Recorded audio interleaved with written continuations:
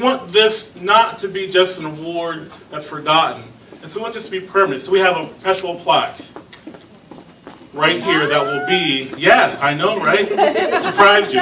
This will be right in this room in the Storer Ballroom, which of course is named in honor of Storer College. It was named in 1995. And so this plaque will be on the wall, the back of the room, where it will be forever.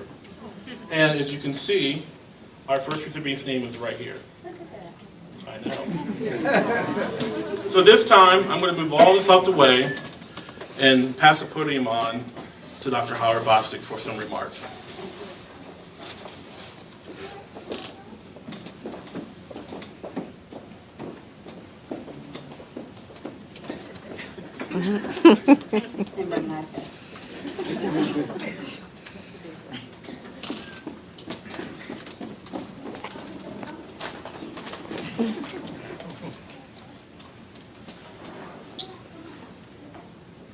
So Storer College had a mission of educating African American people in areas of teaching, homemaking, and agriculture. For me, I've had the honor of and the privilege to dedicate my life to teaching, research, and service for many different minority populations in the U.S., and abroad. But it's only because of the support of, my students. Yay! Raise your hand. My students, my family. Sydney. My husband, who is away in San Diego at a conference right now, but he is praying for me and he is here with me anyway. My friends, the faculty members here who have embraced me at Shepherd University. Go ahead. And my mentors. I've humbly serviced this population of people, and I'm so honored to be here right now because I've never asked for a high five or a handout for anything that I've ever done. I've always just done it because this is what I think is the right thing to do. So I have 3 different quotes that I want to share with everyone, and I want to kind of tie in some of the work that I've done to help everybody understand why I believe I received the Storer College Award. And I hope that these quotes will inspire other people, especially students, as you grow and as you move forward, to do some of these same things, because it is important. It's very important for you to step outside of yourself and to give back to other people, even more than what you've been giving yourself. I believe that. So the first, we make a living by what we get, but we make a life by what we give. That's Winston Churchill. So I'm thankful for being able to work with the Emmanuel House Soup Kitchen, to be able to work with the DHHR point-in-time survey staff. I'm blessed to be a troop leader of Girl Scout Troop 40160. Stand up, girls. That's right. We have 16 Brownie Scouts. Charles came in and did a football clinic to help them to understand that they are young ladies, but they can play football. They can play basketball. They can do it. So, that's one group that we try to, empower. I was blessed to be able to serve on the board of directors of 6 organizations in Buffalo, New York, and 2 in West Virginia. I've organized neighborhood cleanups, community gardens, teenage pregnancy prevention programs, block club organizations. I've written over $500,000, $600,000 in grants for nonprofit organizations and not asked for a dime in return. I've created tutoring programs for school-age children. I've sponsored senior programs, helping to transport seniors and cooking food at my own house and bringing it to them so that they have something to eat.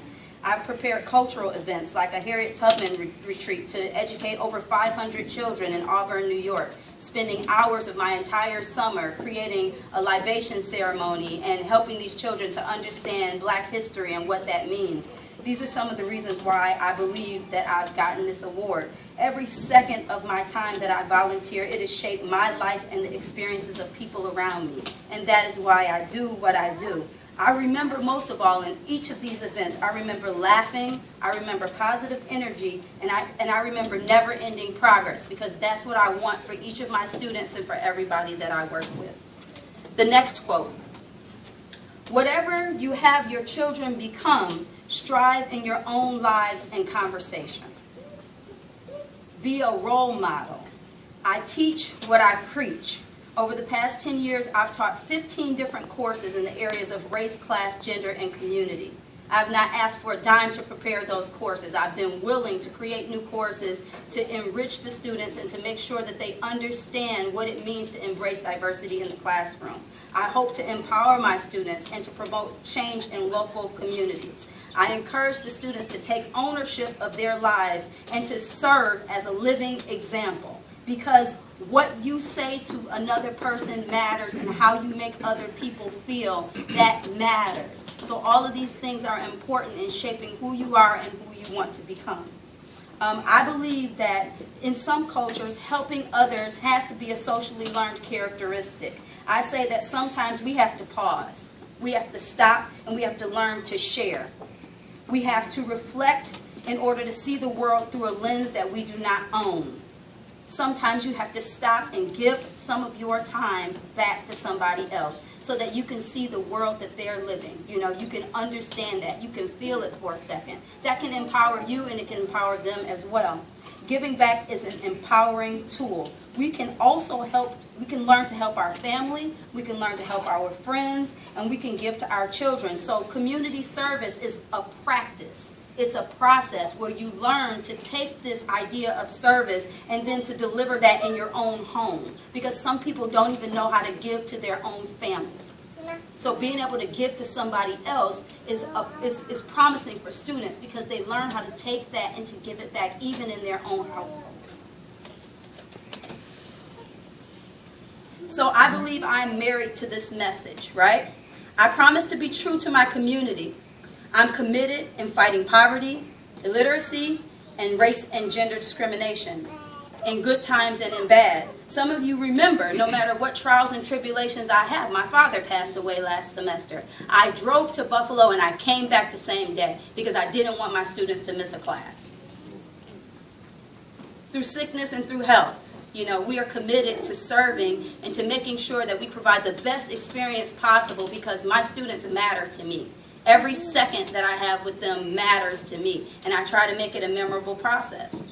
So last quote: "After climbing a great hill, one only finds that there are many more hills to climb." That's Nelson Mandela. I published research in 4 different areas of study. The first is learner-centered pedagogy. I want to promote innovative and creative teaching methods. Nobody should fall asleep in my classroom.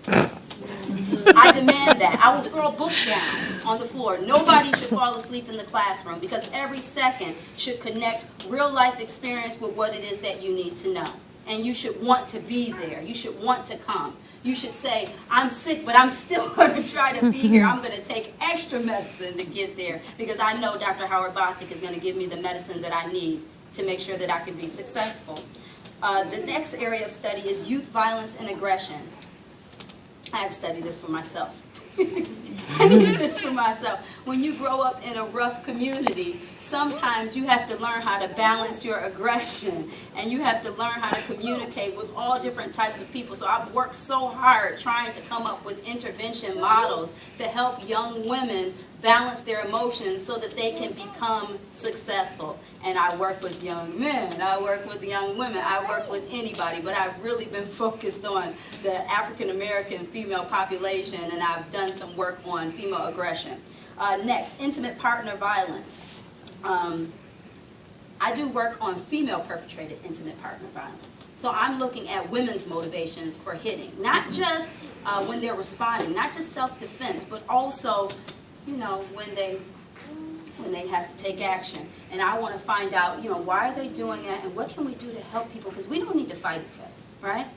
We don't need that. We don't need to fight. We need to get along. So I want to work with disadvantaged populations of women who are not being serviced. Women who exercise proactive violence are not being addressed. Battered women or coercive men, but where's the work for these women? We need to help them out. Last, Black feminist thought. As Patricia Hill Collins would say, the personal is political. Every personal step that you take is political action. So I believe that this Storer College Award will encourage us to do 3 things. 1, teach all.